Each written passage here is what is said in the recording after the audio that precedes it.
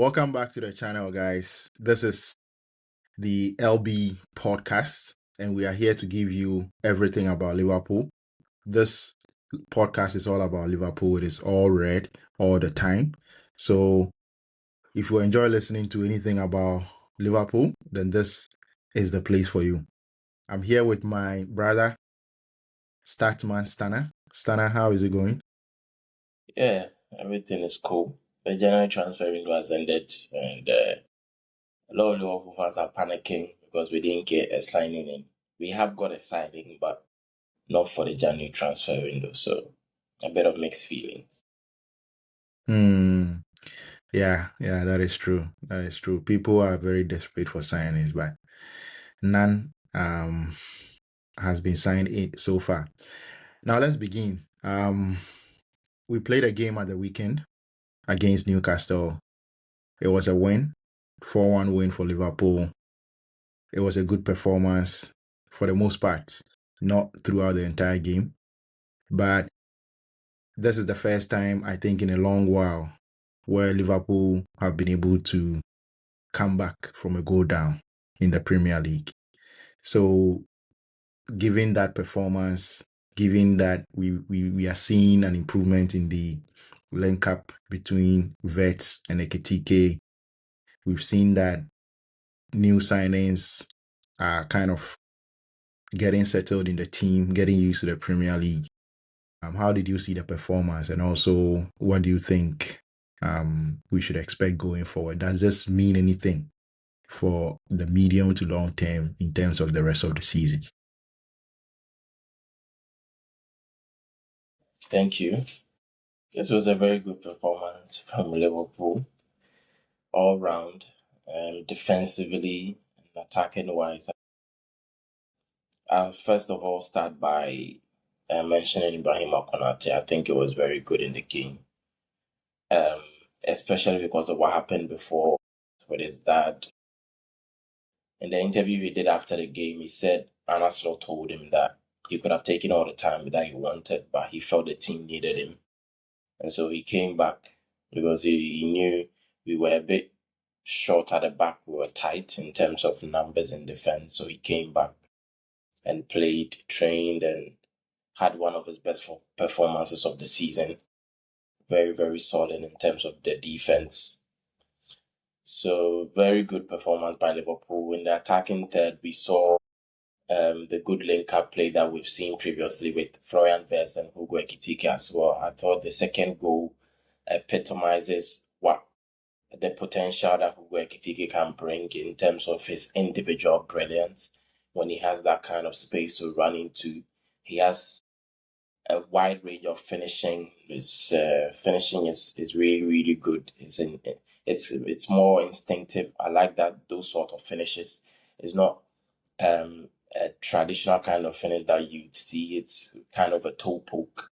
So it gives you a lot of confidence. And so that is the one thing that this win gives us, a lot of confidence going into the games. I thought Newcastle, the way they approached the game, similar to how I thought they played last season against us when they rested Isak just before the Carabao Cup final. I think it was a similar kind of game. Resting all his strikers, playing Anthony Gordon down the middle, trying to hit us on the counter. They were very dangerous on the counter in the first 20-25 minutes. Every time they got a transition, they were very dangerous. We looked really, really short at the back in terms of the protection in front of the back line. But we improved that in the second half. And so I think it was a very good performance from Liverpool. Yeah, after Newcastle scored the first goal, I thought it was going to be the same old story because honestly, we weren't playing well and we didn't look like getting back into the game. So I thought immediately the goal went in, I was like, oh, this we are going to be back at the same old complaints and stories again, but it wasn't to be. And the quite surprising thing I saw in this game was that the fans really got behind the players, even after we conceded the first goal. It was like the whole stadium, the manager, the players were so determined to make sure that these people don't get anything on us at our home ground. So I think that also played a very important role. Before we leave our discussion on the game, just a little bit on the performance of Florian Wirtz, Ekitike, and also Mohamed Salah. I think these were the key guys in the game. Maybe Salah not as much. Konate as well had a very, very good game in this particular game. So what are the some of the individual performances that you think is worth highlighting? Yeah, I think you summed it up pretty well. Florian Wirtz and Ekitike, we saw that link up. We've seen comparisons between that link up and the previous one we saw in terms of Fernando Torres and Steven Gerrard. When Steven Gerrard was those times he was playing more as an advanced midfielder just behind Fernando Torres. Remember that goal that he scored? I think it was against Chelsea. There was a similar kind of angle with the Ekitike goal as well. It was put through by Steven Gerrard for that particular goal. So I think Florian Wirtz, my frustration with Florian Wirtz stems from his decision making at times. I think he's a brilliant player, but when I watch someone like a Bruno Fernandes, when I see him in his element in the final third, when he gets the ball, 8 times out of 10 he makes the right decision. I think that is the last thing, or maybe one of the last few things that Florian Wirtz needs to improve on a lot more as the season progresses. I think he has, but there's still room for more improvement in that aspect. His decision making in the final third sometimes it's got to do with the players he's playing with as well. They have to there's the telepathy is not really there aside Hugo Ekitike, who can sometimes spot the kind of passes that he wants to make. Sometimes you have to read what he wants to do. And because of the way he plays, sometimes it looks as if he's not trying, a bit nonchalant, like, but that's how he plays his game. And so that is one thing Florian need to do. But it was a very good game from him. In terms of Mohamed Salah, this isn't something very new. Even when he's at his very best, sometimes he puts in some of these performances and then he still ends up with a goal or an assist. And that is the frustration this season in terms of him playing exactly the way we've seen him play before, which is not new, but the goals and assists haven't necessarily been coming. It was a very good assist cutback for Florian Wirtz's goal, but Mohamed Salah needs to do more as well, I think, especially because we don't have that kind of protection in front of the back four anymore like we did last season. It was a very balanced in terms of McAllister and Gravenberg, but this season we have lacked that a lot more, and so anytime Mohamed Salah loses the ball, it becomes a bit of a problem. So, in terms of him being more responsible in possession, I think that is something that has become a problem recently, especially when he's not also delivering in terms of goals and assists. And I think that is one of the reasons why he was dropped. But as usual, he got his assists. He has scored 10 goal contribution in terms of double figures in goals and double figures in assists against a single opponent. It is the most in Premier League history. It is like, it's as if any time he scores or assists, he breaks another record we didn't even know existed before he scored or assisted. So that is also very good for Mohamed Salah. The longevity he's had has been very good. But that's about it. I've spoken about Konate already. There were good performances all around, but these are the main key guys who I thought really upped their performance against Newcastle. Yeah, I think another person who deserves a very big mention is Gravenberch. And I've seen some of the short videos of him from the game and the way he was turning away from his markers, getting in between Newcastle players in the midfield and driving the ball was something that we haven't seen in a while from Gravenberch, but it was all evident in this particular game. So I think he also deserves a mention. Now let's move on from this game. This coming weekend we have a game against Manchester City. They lost this past weekend against. They didn't lose. They actually You do? got a draw. Yeah, A it felt like a disappointing one loss. indeed.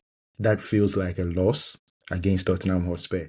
So Yeah. coming into the game at Anfield against Liverpool, Liverpool are or we are on some sort of a high.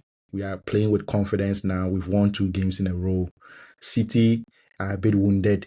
They would want to come back to some sort of form.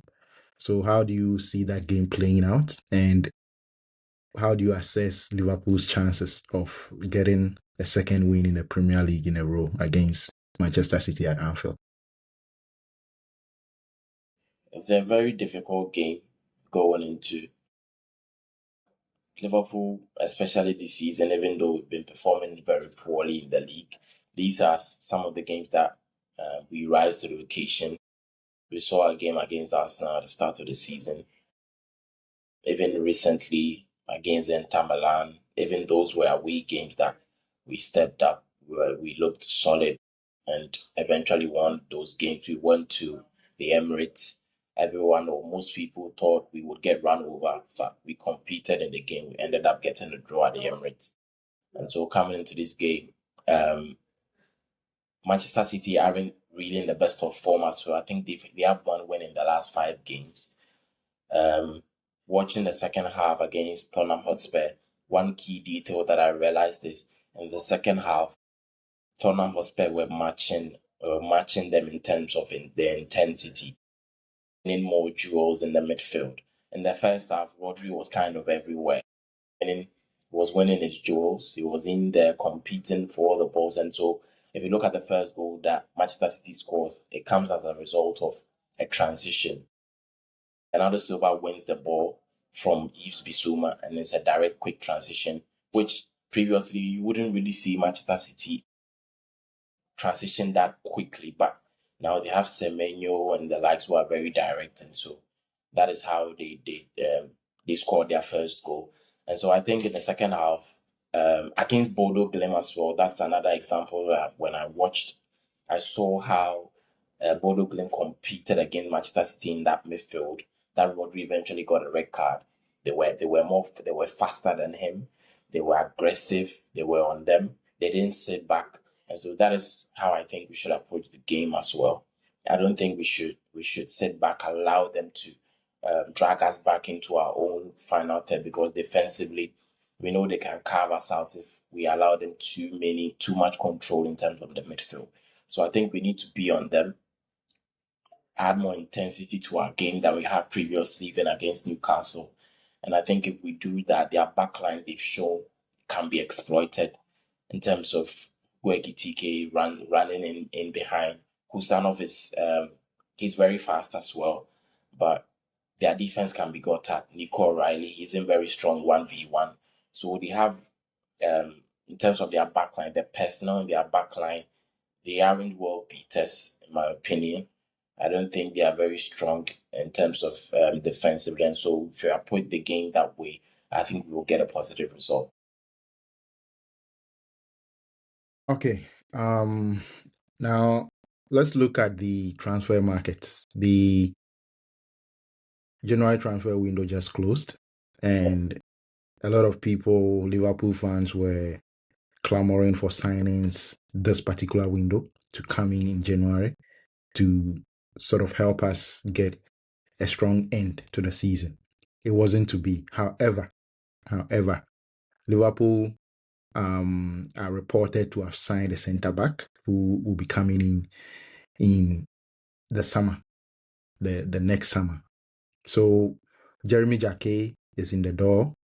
He will be unveiled maybe during the summer to start the following season. So what do you make of the signing? What do you think about the fact that we haven't brought in anyone this January? Is there any disappointment? Were you expecting any signings to be made? And also going forward, where do you think we need to strengthen? Because it looks like there seems to be a lot of work that remains to be done. Recognizing that Konate hasn't extended his deal, maybe Joe Gomez will be out of the door by the end of the season.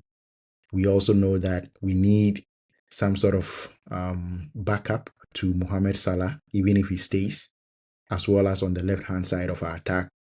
Cody Gakpo and Rio Ngumoha doesn't seem to be enough for the squad.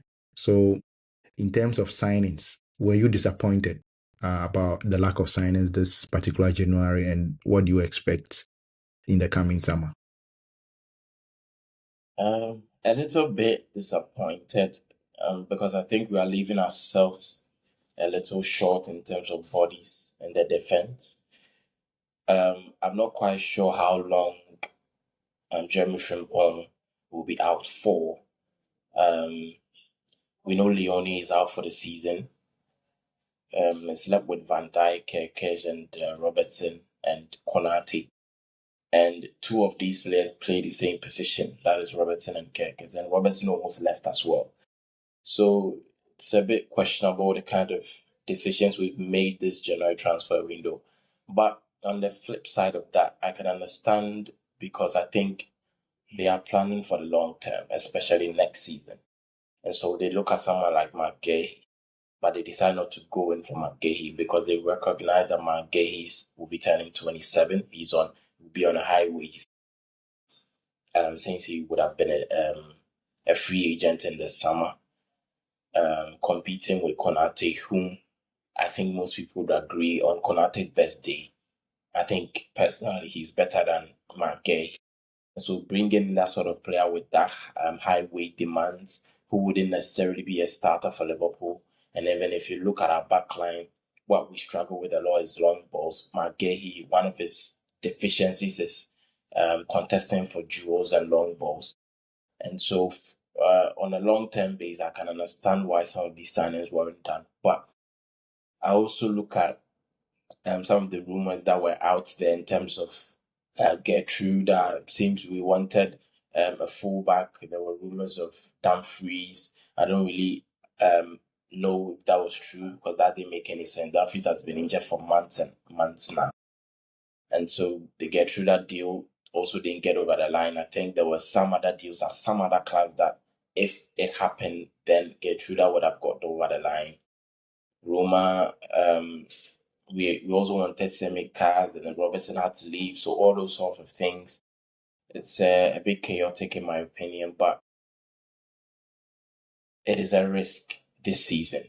If we are to qualify for the Champions League, I think we might be leaving ourselves a little short. I think the hierarchy is more concerned about the long term. I think they've kind of written off this season, which is wrong in a sense, but also you can see that they know this season we aren't winning the league.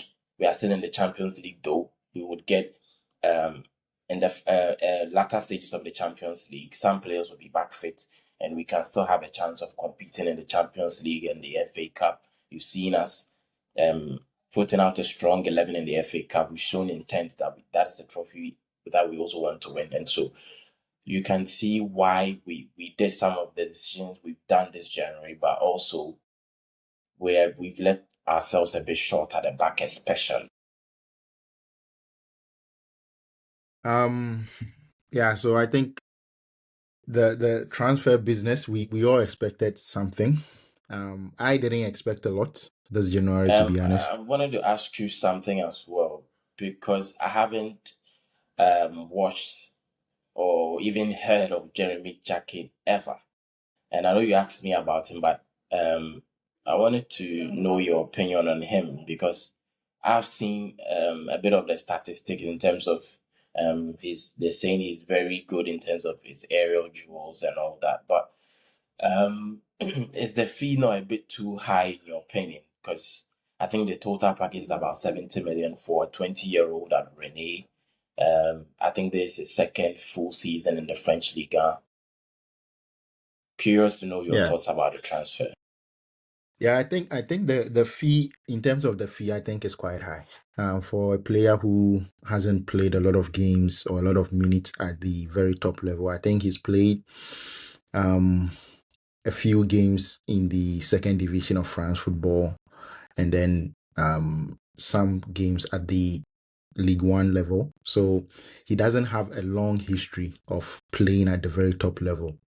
But then when you look at the flip side of the whole thing, the market has now gotten to such a point where if you really want a player with the potential to excel at the level of Liverpool, then you have to be ready to pay the money, because who are you going to get? Who are you going to get with that potential who costs much less?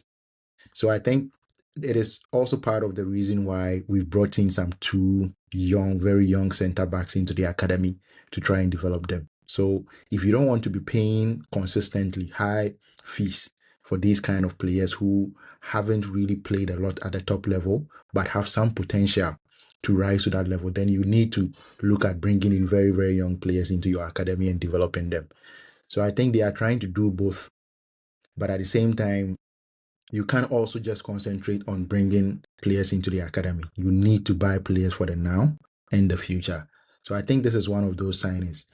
I've watched just a few minutes of his clips, maybe 1 or 2 minutes. So I can't base my entire opinion about him on those videos. But what I saw in those videos, I think he might need a little more work in terms of his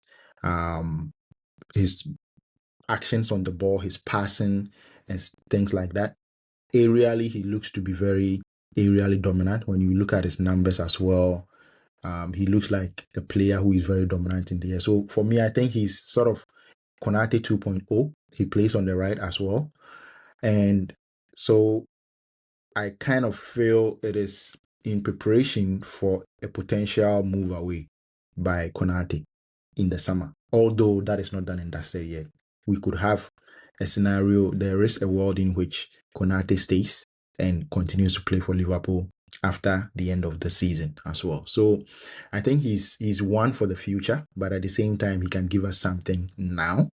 For example, if we wanted to pair him with Giovanni Leone, who is now injured, I think in a Carabao Cup game, you can have those two and be safe and know that you are going to win the game. Again, Van Dijk is getting old. He's not getting any younger. So you wouldn't expect Van Dijk to be playing every 3 days next season. So Yeah, we need to especially have after a World a Cup backup.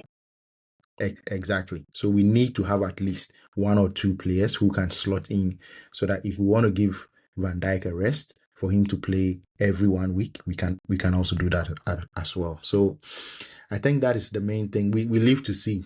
I want to watch him in Liverpool colours to be able to give a better judgment about how I feel about the player. But for now, we can only speculate and try to say what we expect to happen. But that is just speculation. So before we go, we've seen a video Liverpool have released very recently, which was sort of a round table with Billy Hogan, Anna Slot, and Richard Hughes talking about the club, the expectations, what they were thinking about, what their thinking was when they made the signings they made in the summer, and what the plans are for the future. Maybe you haven't seen the video, but from what I gather from the video, it looks like this group of people have a long-term view of Liverpool. And it doesn't look like Anna Slot is going to go anywhere. Because if Anna Slot goes, then it means that we are kind of ripping up the whole project. Because these players were bought to play under Anna Slot. And it looks like they haven't changed their view on that. I didn't think they were going to sack him even before I saw this video. But the video confirms what I always thought, that he's going nowhere. There's been very little, or if you like, no rancor between Anna Slot and Richard Hughes, contrary to what people are saying. And it doesn't look like they want to rush into sacking him and bringing in Alonso or anybody like that. I don't know what you think about this whole video and the future you see for Liverpool in terms of the manager and also the project that the club is trying to implement. Yeah, I haven't seen the video. It's on my screen now. I'm about to watch it. So I'll watch it later. So I can't really speak to the video. But when I saw the thumbnail, I mean, it spoke 1,000 words to me. And I think the most prominent thing it says is this is a statement without a statement. It tells us that these people are the old cliche, they are in bed together. And so there is no way Arne Slot is getting sacked anytime soon. That is something that this video tells us. Essentially, I think it is great timing as well, and I think it's a conscious thing. I don't think they made this video today or yesterday or a week ago. I think they made this video probably a few weeks back, but they were waiting for the right time to release it after winning 4-1 convincingly against a side like Newcastle, who are a top side. Um, After back-to-back win, we scored 10 goals in the last two games, keeping a clean sheet in one. So they are thinking maybe this kind of the right time to settle the waters a little bit, bring this out, calm a little nerves down in terms of the fan base, for people to understand the process and the things that have gone into the decision making that we've made over the summer in this current transfer window that just ended. So I think that is all it is. I was never, I mean, you were a bit there at a point in time, I think around December when we were losing so many games. I was never really quite there. I was never there. And my reason was basically because of the summer, the kind of transfer that I saw us doing. Sacking the manager wouldn't really have made any kind of sense to me. And this actually validates that as well. If you listen to the video, which I haven't watched yet, but I definitely know the video would entail the processes or the reasons for some of the decisions that were made over the summer. It's a long-term plan, as we've seen. We've seen with the kind of young player they signed this January transfer window. You can see that these are people who have carefully thought out a well, structured plan and how they want the club to move forward in terms of squad planning, our finances, and everything. So I think that is basically what this video says to us, and I just hope Anasol can turn things around as soon as possible. Yeah, I do think the video was made sometime after our game against Arsenal at the Emirates, because they did make a reference to that game. It just Okay. occurred to me that, yeah, I think Slot made a reference to that game when he was answering one of the questions that was put to him. So the video wasn't made recently, say 2 or 3 days ago, but it definitely was made in about a couple of weeks or so ago. So, um, yeah, interesting times ahead. We look forward to seeing what the end of the season holds for Liverpool. Thanks for joining me, Stana, for this discussion. And also thanks to everyone who joined us today on the pod. If you haven't subscribed to our YouTube channels, please do so. Subscribe. Also like the video, hype the video, and also let us know your thoughts down in the comments. We'll see you sometime next week or maybe before that. So stay safe and you never walk alone. See you again. Bye bye. Bye.